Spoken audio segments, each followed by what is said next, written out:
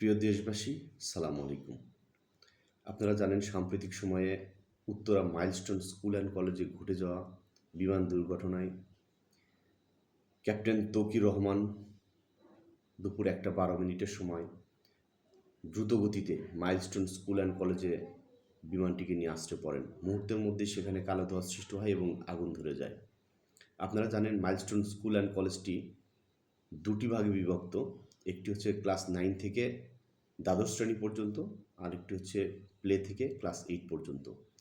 তো মূলত তিনি প্লে থেকে ক্লাস 8 পর্যন্ত একটি ভবনে আশ্রয় পড়েন এবং আগুন ধরে হতাহতের সৃষ্টি হয়।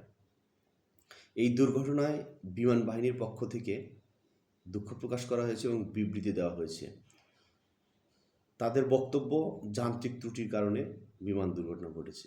মেনে নিলাম যান্ত্রিক ত্রুটির কারণে। তারা বলেছেন নিহত পরিবারের ক্ষতিপূরণ দেওয়া হবে।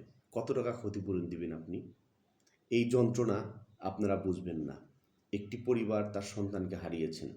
আপনারা বুঝতেন কখন, যদি আপনাদের পরিবারে কোনো সন্তান নিহত বা আহত হতো, তাহলে আপনারা বুঝতে পারতেন যে ক্ষতিপূরণ দেওয়া যায় কি না।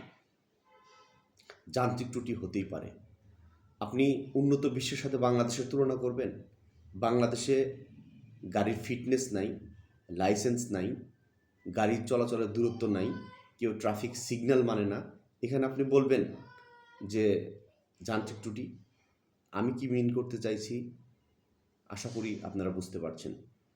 বিদেশে দেখেন যান্ত্রিক ত্রুটি সেটা মানা যায় বিদেশে যদি বলে, কারণ সেখানে ফিটনেস আছে, চলাচলের লাইসেন্স আছে, তাদের অভিজ্ঞতা রয়েছে, প্রশিক্ষণ রয়েছে।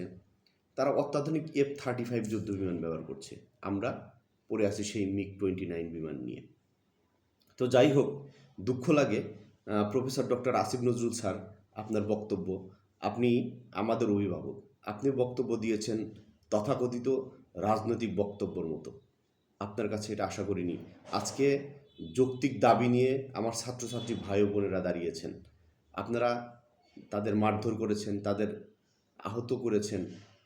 আপনাদের কাছে প্লিজ করজোড়ে অনুরোধ, আমার ছাত্রছাত্রী ভাই বোনদের পিটাবেন না, তাদের মারধর করবেন না। আমরা চাই নিহত এবং আহতদের সঠিক তথ্য উঠে আসুক। বাংলাদেশে এই ধরনের যুদ্ধ বিমান বা প্রশিক্ষণ বিমান এই ধরনের জনবহুল এলাকাতে আর যেন পরিচালিত না হয়। আমরা চাই আর যেন কোনো মায়ের বুক খালি না হয়। ধন্যবাদ সবাইকে। সালাম আলাইকুম।